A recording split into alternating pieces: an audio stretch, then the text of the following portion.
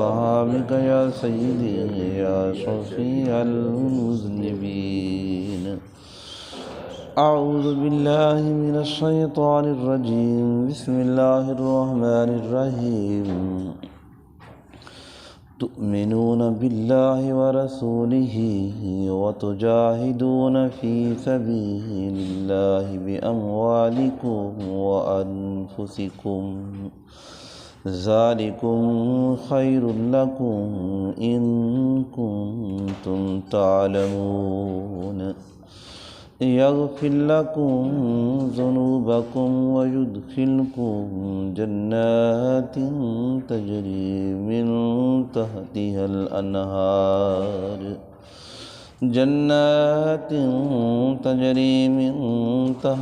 الأنهار ومساكن طيبة في جنات عدن ذلك الفوز العظيم. آمنت باللہ صدق اللہ العظیم. دوستو، سورۃ الصف کی آیت نمبر 11 اور آیت نمبر 12 کی تلاوت کی ہے. دعا ہے اللہ رب العزت ہم سب کو قرآن مقدس پڑھنے، سمجھنے اور اس پہ عمل کرنے کی توفیق عطا فرمائے. جتنے ہی دوست احباب اس درس قرآن میں شریک ہیں، آپ تشریف فرما ہیں، میں سب کے لیے دعا کرتا ہوں کہ اللہ رب العزت اس درس قرآن کو ہم سب کے لیے، خصوصاً ہمارے والدین کے لیے، ہمارے اساتذہ کے لیے اور حضور کی ساری امت کے لیے، جہاں جہاں تک یہ جگہ آواز پہنچ رہی ہے، سب کے لیے اللہ پاک اس درس قرآن کو بخشش کا ذریعہ بنائے. کل کے درس کے اندر اللہ رب العزت نے ایمان والوں سے یہ خطاب فرمایا آیت نمبر 10 کے اندر، اے ایمان والو آؤ میں تمہیں کامیابی کے بارے میں بتاؤں، تجارت کے بارے میں. وہ کون سی تجارت ہے جس کے اندر نقصان نہیں، نفع ہی نفع ہے. دنیا کے اندر بھی نفع ہے، آخرت کے اندر بھی نفع ہے. اور فرمایا کامیابی تمہارے قدم چومے گی. تو اس کی تفسیر اللہ پاک نے آج کے درس کے اندر فرمایا یہ ایسی تجارت ہے تنجیکم من عذاب علیم، جو تمہیں دردناک عذاب سے بچا لے گی. یہ وہ تجارت ہے.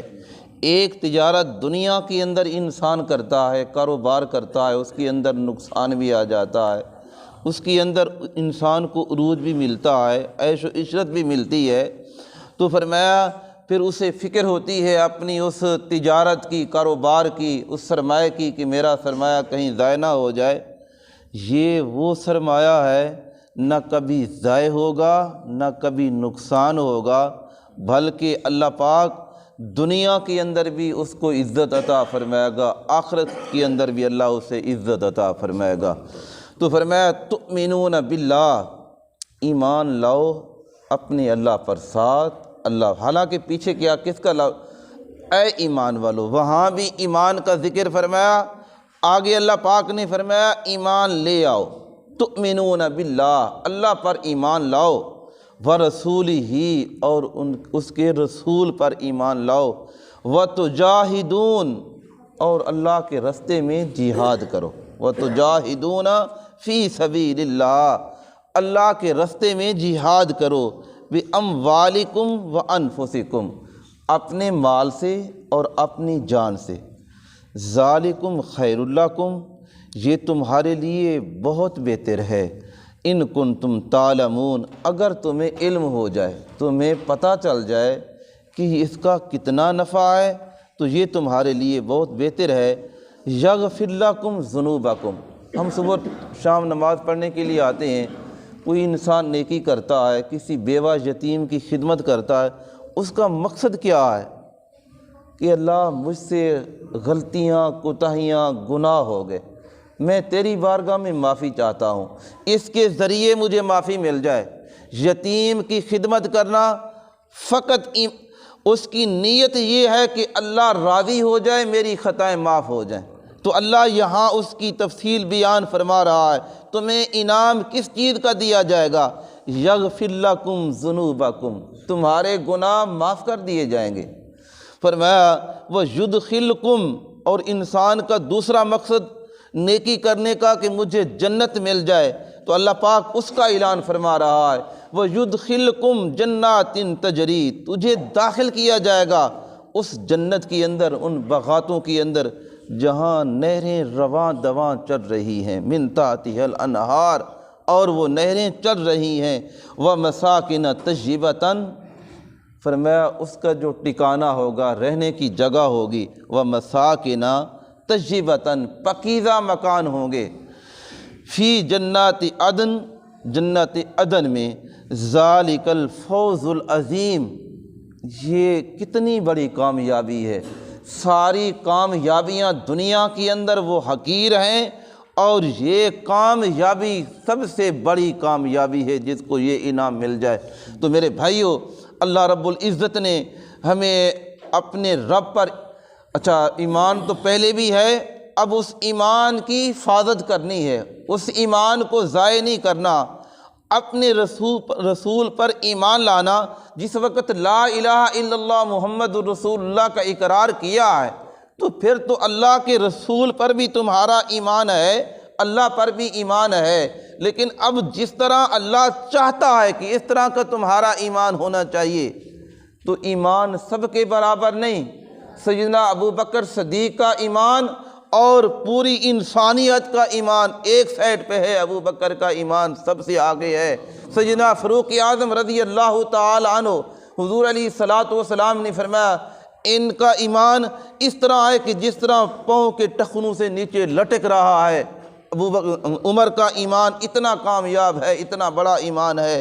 تو جتنا انسان رب کے قریب ہوتا جائے گا، اللہ کے احکام کی پیروی کرتا جائے گا، اس سے کبھی تقوی کے راستے پہ چلایا جائے گا، کبھی اللہ پاک اسے بہت بڑا انعام عطا فرمائے گا۔ تو اسی لیے اللہ پاک نے فرمایا تؤمنون باللہ، اے میرے بندو اپنے اللہ پر اور اس کے رسول پر ایمان لاؤ، وتجاہدون فی سبیل اللہ، اور اللہ کے راستے کے اندر جہاد کرو۔ ایک جہاد ہے انسان کی جان کا، جب دشمن کے ساتھ جنگ ہو تو پھر گھروں کے اندر نہ بیٹھ جاؤ، پھر اپنے آپ کو نکالو۔ تو فرمایا پھر اللہ کے راستے کے اندر جہاد ہے تمہارے اس جان کا، تمہاری نفس کا۔ فرمایا اگر یہ موقع نہ آئے تو اللہ کے راستے کے اندر اپنا مال خرچ کرو، جہاں تمہیں نظر آئے کہ یہاں مال کی ضرورت ہے، اللہ کے گھر کی تعمیر ہو، مدارس ہوں، بیوہ ہوں، یتیم ہوں، تو آپ کے عزیز قریبی رشتہ دار ہیں، ان کا حق بنتا ہے۔ تو فرمایا بِأَمْوَالِكُمْ وَأَنفُسِكُمْ، اور اپنے مال سے اور اپنی جان سے، ذَلِكُمْ خَيْرٌ لَكُمْ إِن كُنتُمْ تَعْلَمُونَ، یہ تمہارے لیے بہت بہتر ہے اگر تم جانتے ہو۔ تو یہاں اللہ پاک نے فرمایا تمہارے لیے بہتر ہے۔ تو سورۃ توبہ کے اندر آیت نمبر 111 کے اندر فرمایا ان اللہ اشتری من المؤمنین انفسهم واموالهم بان لهم الجنہ، فرمایا اللہ ایمان والوں کی جانوں کو خریدتا ہے، ان کو مال کو خریدتا ہے، کس کے بدلے کے اندر؟ فرمایا جنت کے بدلے کے اندر۔ اگر اللہ کے راستے کے اندر جان کو خرچ کیا ہے، اللہ جنت دے رہا ہے۔ آپ نے مال کو خرچ کیا ہے، اللہ اس مال کے بدلے کے اندر جنت کا وعدہ فرما رہا ہے۔ تو فرمایا یغفر لکم ذنوبکم، اللہ تمہارے گناہوں کو معاف کر دے گا۔ آج انسان روتا ہے کسی کے پاس جا کے دعائیں کروانے کے لیے کہ آپ دعا کریں، میرے گھر کے حالات ٹھیک نہیں، میرے گھر والے میرا کہنا نہیں مانتے، میرے ساتھ بات نہیں کرتے۔ سارے دنیا کے اندر سب رشتوں کو چھوڑ کے رب کے رشتے کو اختیار کریں کہ میرا رب کے ساتھ کیا رشتہ ہے، میں اللہ کا بندہ ہوں، وہ میرا مالک ہے۔ اپنے مالک کی بارگاہ میں آ جائیں تو سب چیزوں کو اللہ آپ کے تابع فرما دے گا۔ تو اللہ پاک نے فرمایا ذنوبکم ویدخلکم جنات تجری من تحتہا الانہار، اللہ تمہیں ایسی جنت کے اندر داخل فرمائے گا اور جس کے اندر نہریں رواں دواں ہیں۔ تو تفسیر مظری کے اندر اللہ پاک نے اس کی تفصیل بیان فرمائی، فرمایا کہ آؤ حضور علیہ الصلوۃ والسلام نے فرمایا تمہیں بتایا جائے۔ حضور علیہ الصلوۃ والسلام کے صحابہ پوچھنے لگے یا رسول اللہ صلی اللہ علیہ وسلم جنت عدن کے بارے میں اور مساکن طیبۃ اس کے بارے میں کیا بات ہے اور کس چیز کا ذکر ہے؟ تو حضرت ابو موسیٰ اشعری رضی اللہ تعالی عنہ آپ روایت کرتے ہیں حضور علیہ الصلاۃ والسلام نے فرمایا 2 جنتیں اللہ پاک نے ایسی بنائی ہیں جن کے سامان اور ان کے مکان، ان کے برتن فرمایا چاندی کے ہیں۔ 2 جنتیں ان کی عمارت بھی چاندی کی ہے۔ فرمایا 2 جنتیں ایسی ہیں اور جن کی عمارت، جس کا سامان سونے کا ہے۔ فرمایا جنت عدن، یہاں اللہ پاک نے جنت عدن کا ذکر فرمایا کہ وَيُدْخِلُكُمْ جَنَّاتٍ تَجْرِي مِن تَحْتِهَا الْأَنْهَارُ وَمَسَاكِنَ طَيِّبَةً فِي جَنَّاتِ عدن۔ تو فرمایا جنت عدن وہ جنت ہے، جنتیوں اور ان کے رب کے درمیان جو دیدار ہوگا اپنے رب کا، اپنے بندوں کو اللہ دیدار فرمائے گا۔ فرمایا صرف کبریائی کی ایک چادر ہوگی جو اللہ کی شان ہے۔ فرمایا کبریائی کی ایک چادر ہوگی جو اللہ اپنے شان کے مطابق اپنے چہرے کے اوپر لیے ہوگا۔ فرمایا اس کے بعد اس کے بندے آمنے سامنے ہوں گے۔ فرمایا اللہ اس جنت کو، چاروں جنتوں کو اندر، جس کے لیے فرمایا جنات عدن اور جنات عدن اور جنت ماوا اور سلام، اس کو حکیم ترمذی نے اس طرح بیان فرمایا کہ حضرت ابن عمر رضی اللہ تعالی عنہ آپ فرماتی ہیں کہ اللہ پاک نے 4 چیزوں کو خود اپنے ہاتھ سے بنایا ہے۔ ایک عرش الہی کو اللہ نے خود بنایا اپنے ہاتھ سے، ایک قلم کو اللہ پاک نے اپنے ہاتھ سے تیار کیا، باقی ساری چیزیں اللہ نے کن کہہ کے بنائیں۔ فرمایا جنت عدن کے جو درخت ہیں، جنت عدن ہے، اللہ نے اس کو اپنے ہاتھ سے بنایا ہے۔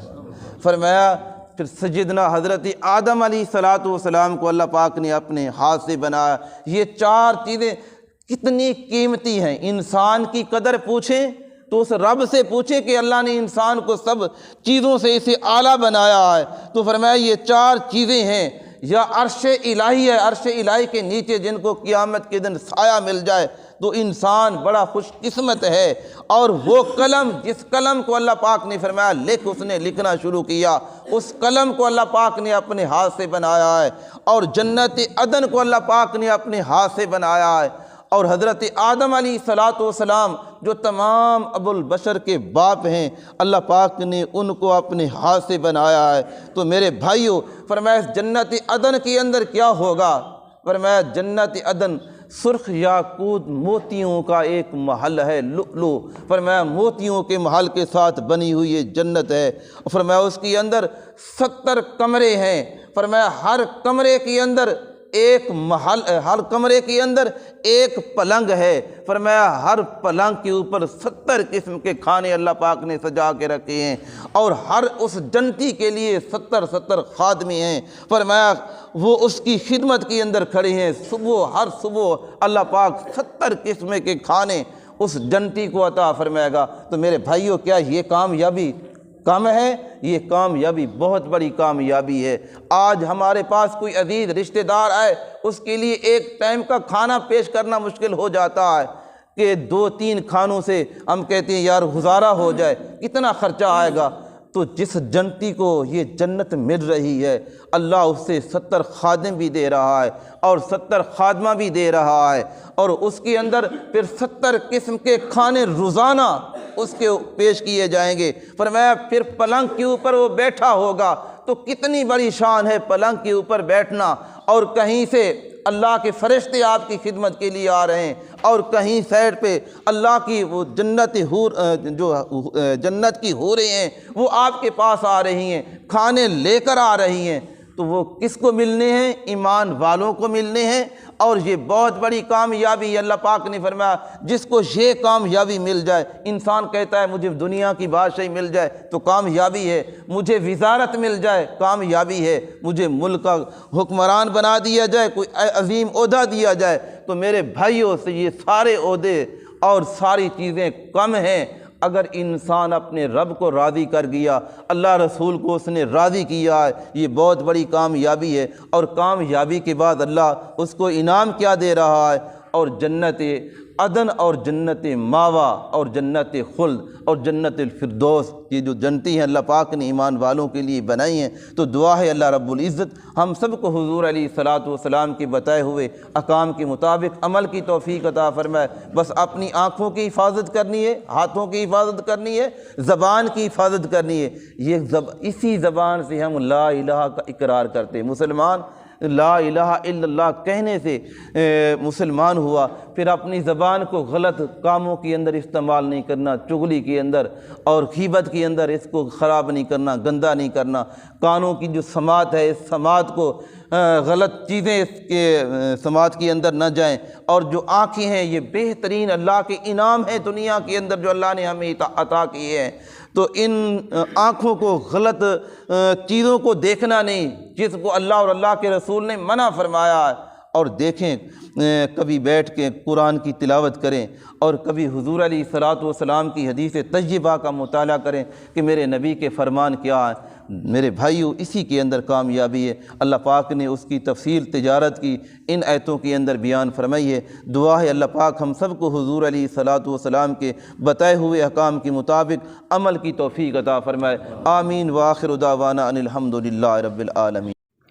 مزید اسلامک ویڈیوز، اصلاحی بیانات اور ڈیلی درس قرآن اور درس حدیث سننے کے لیے ہمارے یوٹیوب چینل حافظ او آن لائن کو سبسکرائب کریں اور ساتھ لگے بیل آئیکن کو لازمی دبائیں تاکہ ہماری ہر آنے والی نئی ویڈیو آپ تک پہنچ سکے۔